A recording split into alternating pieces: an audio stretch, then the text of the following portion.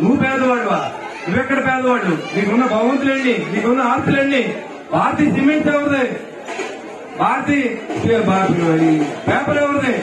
సాక్షి paper ఎవరిది? సాక్షి TV channels ఎవరి?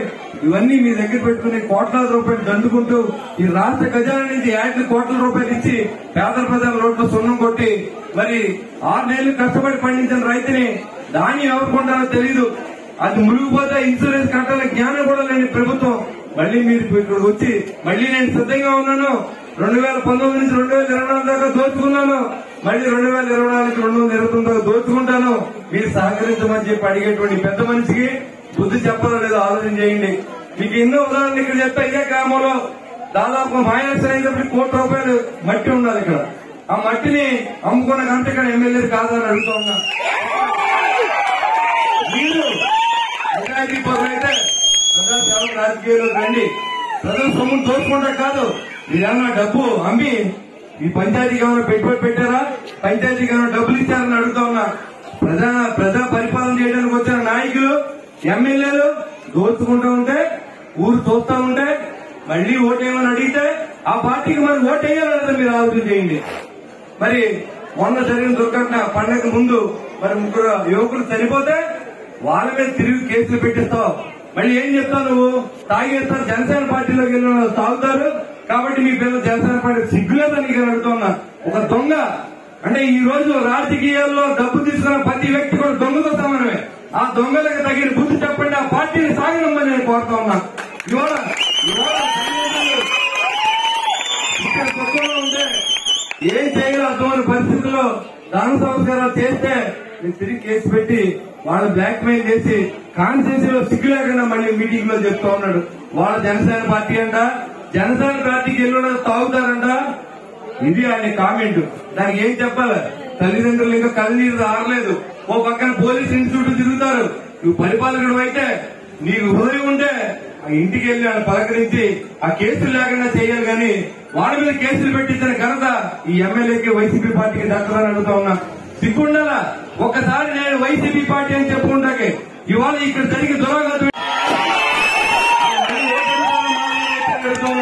పల్లెటూరులో ఓటేది హక్కు లేదు మీకు. ఇవాళ చూస్తే డీజిల్ రేట్లు అన్ని చోట్ల ఎక్కువ. మీరు డీజిల్ 1 లీటర్ 35 రూపాయలు కడతా ఉన్నాం. ఓ యువకుడు బండి లేకుండా బయట పాలు తీస్తా కూడా వెళ్ళడు, వ్యవసాయం చేయడానికి పొలం కూడా వెళ్ళడు. అలాంటి వాడు ప్రతిరోజు 35 రూపాయలు ట్యాక్స్ కడతా ఉన్నాడు రాష్ట్ర ప్రభుత్వానికి. ఈ డబ్బంతా ఏం చేస్తా ఉన్నారు? అన్ని రాష్ట్రాలు కానీ ఎక్కువ డీజిల్ ధర ఇక్కడ, పెట్రోల్ ధర ఇక్కడ. మీరు మళ్లీ ఎక్కుతారు, మళ్లీ సిద్ధం, దోపిడీకి సిద్ధం. మళ్లీ దోపిడీకి తెరదించినటువంటి ఈ జగన్మోహన్ రెడ్డి ప్రభుత్వాన్ని ఇంటికి పంపాలా లేదా మీరు ఆలోచన చేయండి. సిగ్గున్నవాడు ఎవరైనా నేను వైసీపీ పార్టీ అని చెప్పుకోలేని పరిస్థితి. సేవ ఇన్సిడెంట్ నేను చెప్తా. మన కాలగొట్టు కోల్చింది మొత్తం వేల ఎకరాలు మునిగిపోయి రైతు కన్నీరు మున్నూరికి ఏడిస్తే కనీసం పట్టించుకోని ప్రభుత్వం.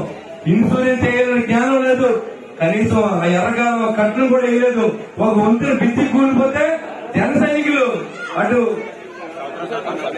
సంవత్సరం డబ్బులు వేసుకుని నిర్దోల్ కాన్స్టిట్యూన్సీ కొంతమంది, మాధవ కొంతమంది ఈ రాకపోకల కోసం మట్టి వేసి పుడితే మళ్లీ 50,000 మళ్లీ కొట్టుకుపోతుంది.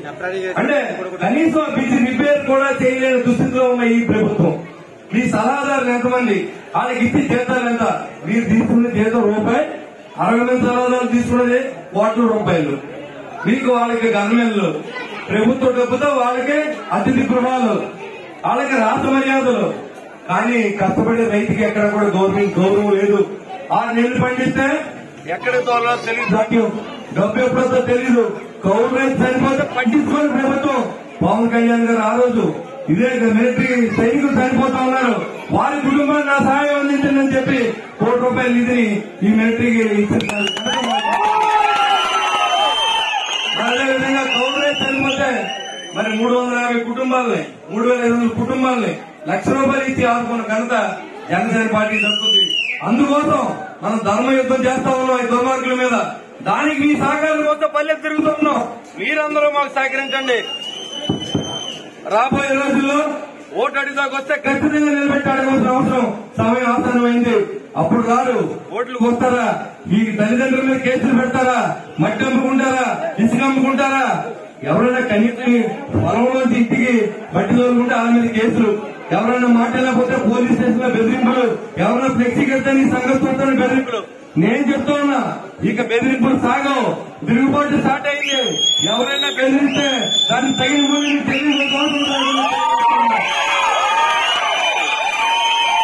మిమ్మల్ని పరిపాలించమని చెప్పింది, మాకు సేవ చేయమని. మీకు అధికారాలు ఇచ్చింది మాకు సేవ చేయమని. కానీ మా మీద పెత్తనం చేయడానికి కాదు. మీకు దమ్ముంటే ఎరగాలు కట్టేయించండి, మీకు దమ్ముంటే రోడ్డు వేయించండి,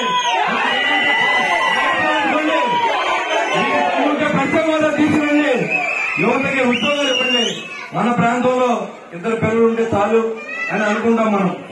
ఒక అమ్మాయిని పెళ్లి చేసి అత్తారింటికి పంపుతాం, ఉన్న కొడుకు ఎక్కడికో ఉద్యోగానికి వెళ్లాలా. ఈ ప్రాంతంలో ఇండస్ట్రీస్ లేవు, ఈ ప్రాంతంలో డెవలప్మెంట్, ఈ ప్రాంతాన్ని రోడ్డు చేయాల్సి చేస్తామని తెలియజేస్తుంది.